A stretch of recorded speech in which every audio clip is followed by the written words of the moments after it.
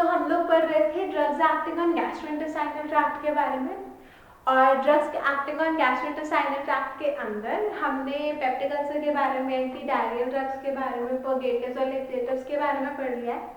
अब नेक्स्ट जो हमारे पास आता है दैट आर एमेटिक्स। अब एमेटिक्स क्या होता है, अगर आपको थोड़ा बहुत याद हो तो आपने फार्माकोग्नोसी में लास्ट ईयर पढ़ा होगा एमेटिक्स के बारे में। एमेटिक या फिर एमेटिक एजेंट्स हमारे पास, या एंटी एमेटिक एजेंट्स क्या होते हैं।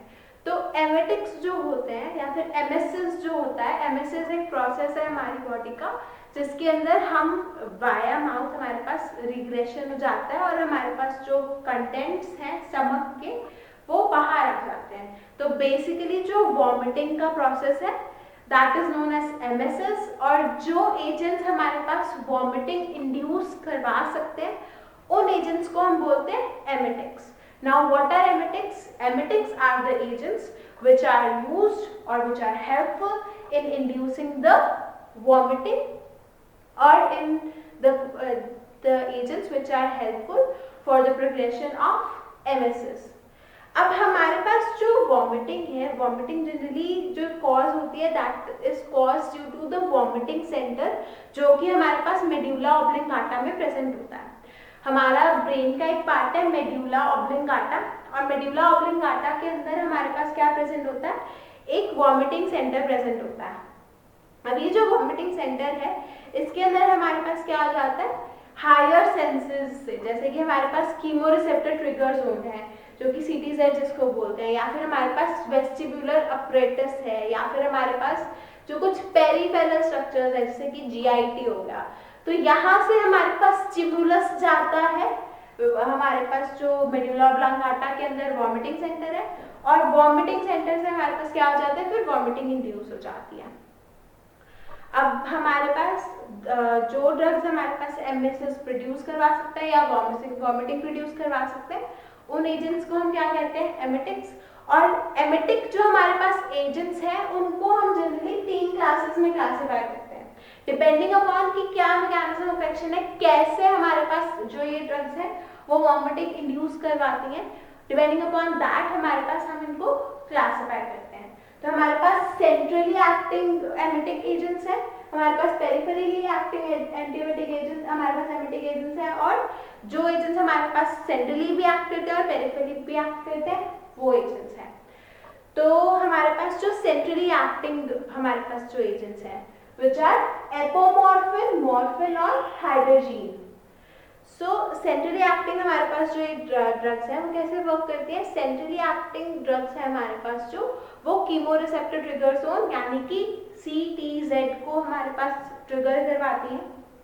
अब जो एपोमॉर्फिन होता है, एपोमॉर्फिन हमारे पास एक सेमी सिंथेटिक डेरिवेटिव है मॉर्फिन का, और हमारे पास मॉर्फिन जो एम्फॉर्फिन होता है ये हमारे पास एक डोपामिनर्जिक एगोनिस्ट है। तो ये क्या करता है हमारे पास, it is a quick acting emetic agent. हमारे पास कीमोरिसेप्टर ट्रिगर जोन को ट्रिगर करता है, और जैसे ही हमारे पास कीमोरिसेप्टर ट्रिगर जोन हमारे पास ट्रिगर हो जाता है तो हमारे पास within 50 minutes of taking, अगर हम किसी पेशेंट को एपोमॉर्फिन दें तो 15 मिनट्स के अंदर अंदर हमारे पास उस पेशेंट को वॉमिटिंग कॉज हो जाती है। और इसकी जो डोज है that is generally given 2 to 8 milligrams.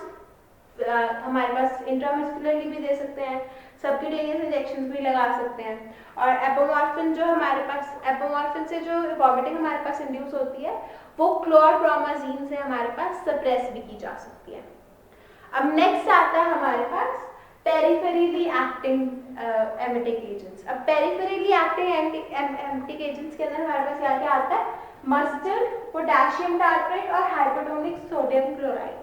अब मस्टर्ड जो है ये हमारे पास क्या होता है, मस्टर्ड के अंदर क्या होता है, वॉलेटाइल ऑयल प्रेजेंट होता है, और जो ये वॉलेटाइल ऑयल होता है ये हमारे पास क्या होता है, it gets produced by the hydrolysis of glycoside.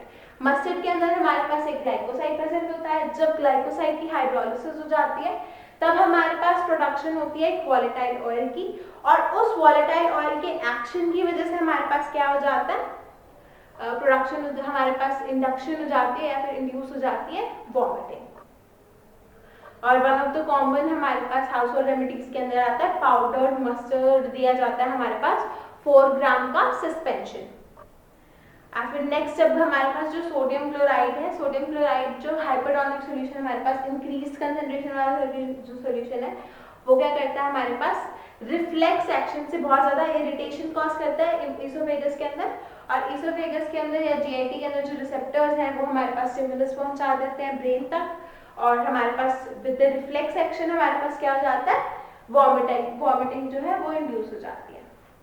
अब नेक्स्ट आता है हमारे पास बोथ के अंदर हमारे पास आता है इपिकैक्वाना। अब इपिकैक्वाना जो है ये हमारे पास सेंट्रली भी एक्ट करती है और पेरिफेरली भी एक्ट करती है। जो हमारे पास इपिकैक्वाना है इसका सिरप दिया जाता है, और जो सिरप है वो सेफर है in comparison to other alternatives, और ये क्या करता है हमारे पास गैस्ट्रिक म्यूकोजा को इरिटेट करता है।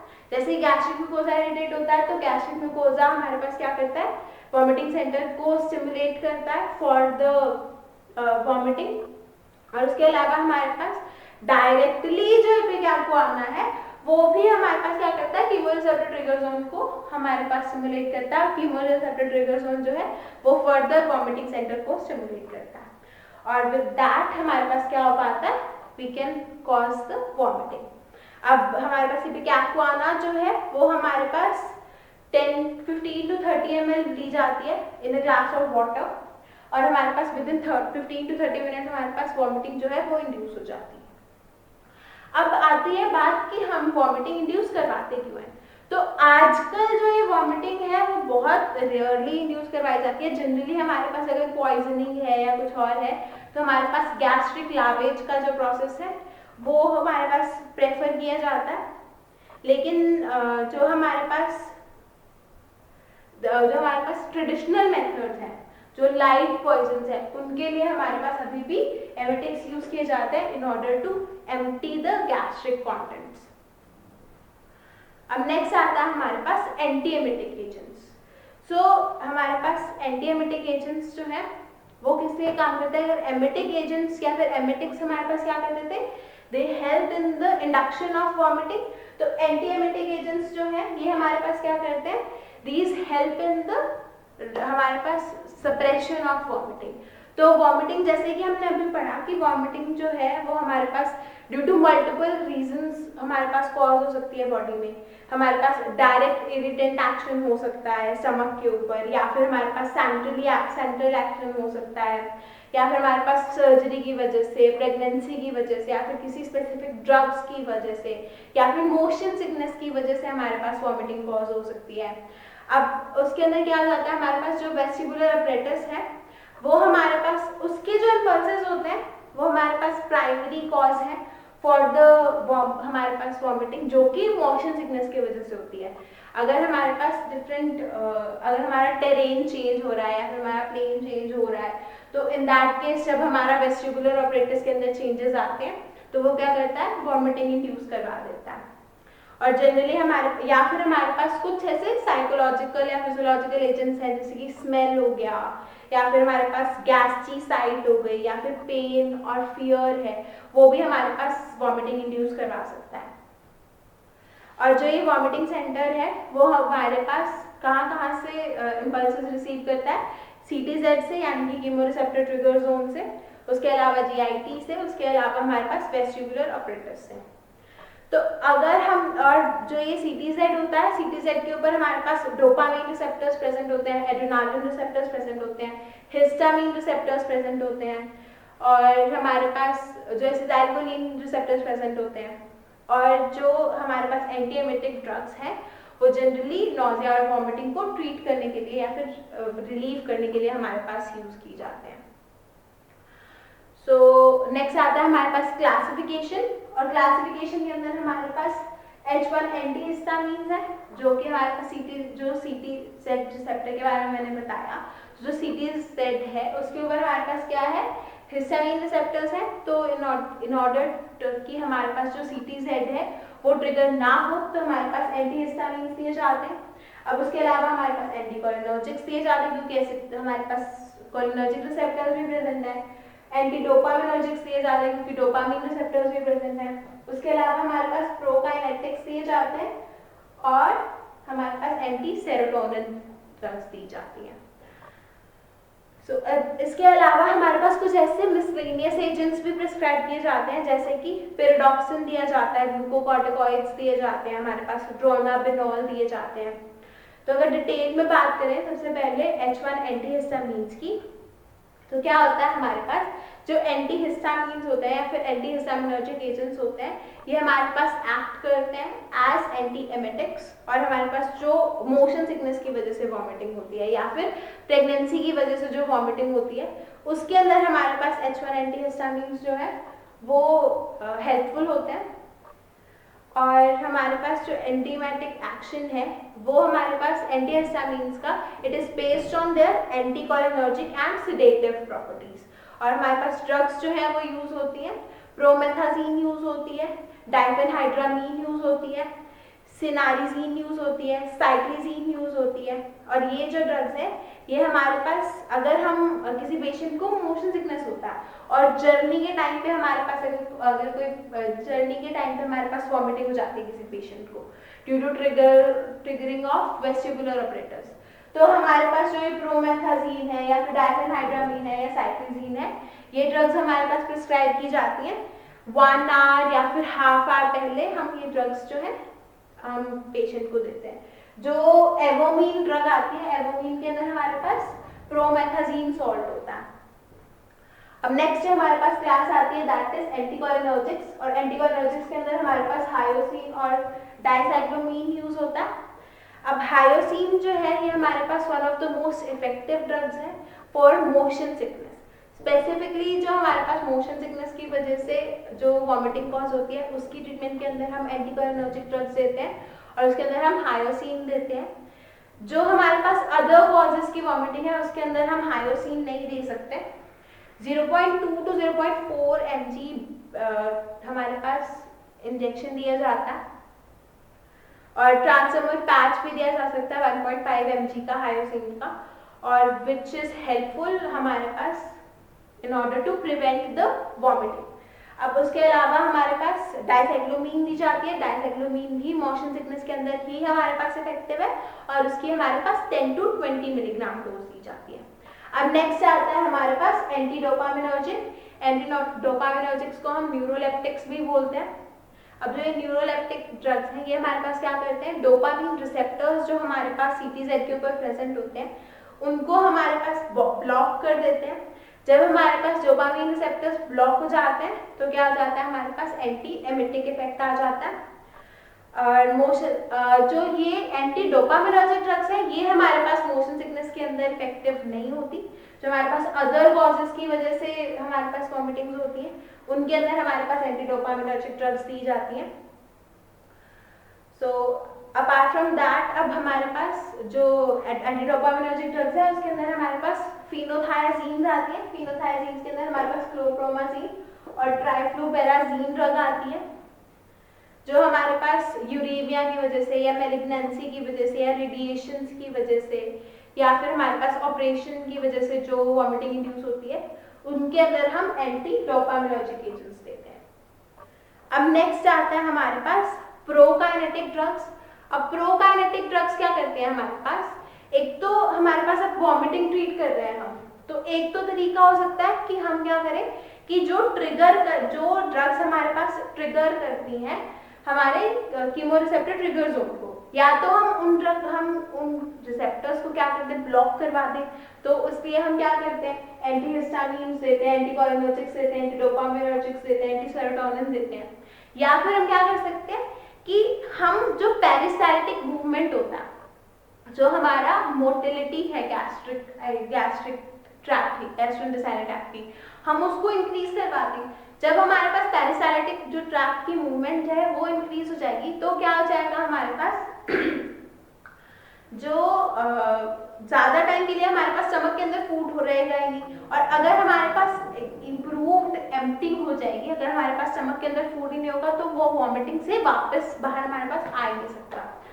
सो इसलिए हम प्रोकाइनेटिक ड्रग्स देते हैं। और प्रोकाइनेटिक ड्रग्स कौन से होती हैं, the drugs which increase the gastroduodenal peristalsis and speed up gastric emptying। जो ड्रग्स हमारे पास गैस्ट्रोइंटेस्टाइनल का जो ट्रैक्ट की जो मोटिलिटी है, जो मूवमेंट है, उसको स्पीड को इंक्रीज कर दे और हमारे पास जो गैस्ट्रिक एम्प्टिंग का प्रोसेस है उसको स्पीड अप कर दे, उन ड्रग्स को क्या कहते हैं हम, प्रोकाइनेटिक एजेंट्स। और प्रोकाइनेटिक एजेंट्स जो होते हैं ये हमारे पास बहुत one of the popular emetic agents हैं, एंटीएमेटिक एजेंट्स हैं। अब नेक्स्ट आता है हमारे पास, अब इसके अंदर हमारे पास जो ड्रग्स आती है प्रोकाइनेटिक के अंदर, दैट इज मीटोक्लोप्रामाइड और डोमपेरिडोन। सो और जो मीटोक्लोप्रामाइड और डोमपेरिडोन है ये हमारे पास क्या करती है, डोपामीन रिसेप्टर्स जो है उनको ब्लॉक कर देती है सीटीजेड में।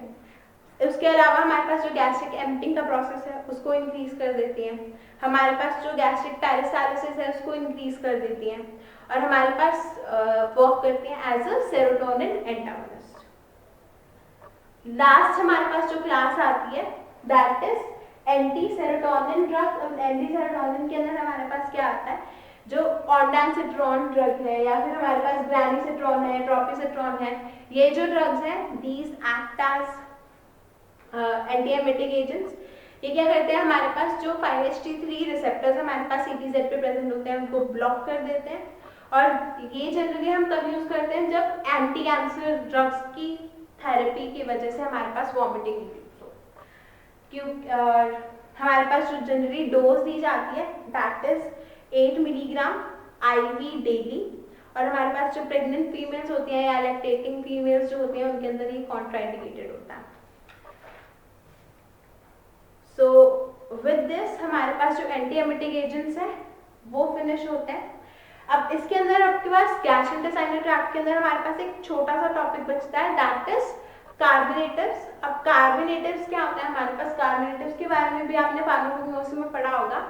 तो कार्बोनेटिव हमारे पास वो एजेंट्स हैं जो फ्लैचुलेंस को हमारे पास रिमूव करते हैं, तो या फिर द एजेंट्स हमारे जो डीफ्लैचुलेटिंग एजेंट्स होते हैं वो होते हैं हमारे पास कार्बोनेटिव्स। अगर आसान भाषा में बोले तो जो एजेंट हमारे पास गैस का रिमूवल करवाने में बॉडी के अंदर हेल्प करे वो होते हैं हमारे पास कार्बोनेटिव्स। सो बेसिकली डीफ्लैचुलेटिंग एजेंट्स या फिर कार्बोनेटिव्स क्या होते हैं, the agents which help in the expulsion of or removal of gases from the stomach and the intestine. And हमारे पास ये क्या करती हैं drugs, these drugs give a sense of comfort और हमारे पास एक feeling of warmth देती हैं in the epigastrium। और हमारे पास जनरली कौन से जो हमारे जितने भी हमारे पास स्पाइसेस और कॉन्डिमेंट्स हैं उनके अंदर कार्बोनेटिव प्रॉपर्टी होती है। तो कॉन्डिमेंट्स हो गए हमारे पास जैसे कि कार्डमम है, जिंजर है, फेनल है, क्लव है, सिनेमन है, एसिफेटिडा है, और वॉलेटाइल जो भी हमारे पास वॉलेटाइल ऑयल्स इनके अंदर प्रेजेंट होते हैं कार्डमम के अंदर या जिंजर के अंदर या फेनल के अंदर, उनके अंदर हमारे पास कार्बोनेटिव एक्शन होता है। अब नेक्स्ट आता है हमारे पास टिंक्चर्स। तो कार्डमम का जो टिंक्चर है या जिंजर का जो टिंक्चर है वो यूज किया जाता है हमारे पास एज अ कार्बोनेटिव। अब अपार्ट फ्रॉम दैट हमारे पास डायमेथिकोन जो है वो यूज किया जाता है क्योंकि it is a surface active agent, और एज अ डीफॉर्मिंग एजेंट हम इसको यूज करते हैं जो कि क्या करता है, हेल्प करता है GIT से गैस के एक्सपल्जन में। और हमारे पास 40 मिलीग्राम के टैबलेट्स यूज किए जाते हैं। सो विद दिस हमारे पास जो ड्रग्स गैस्ट्रोइंटेस्टाइनल ट्रैक्ट पे एक्ट करती हैं comes to an end. Thank you.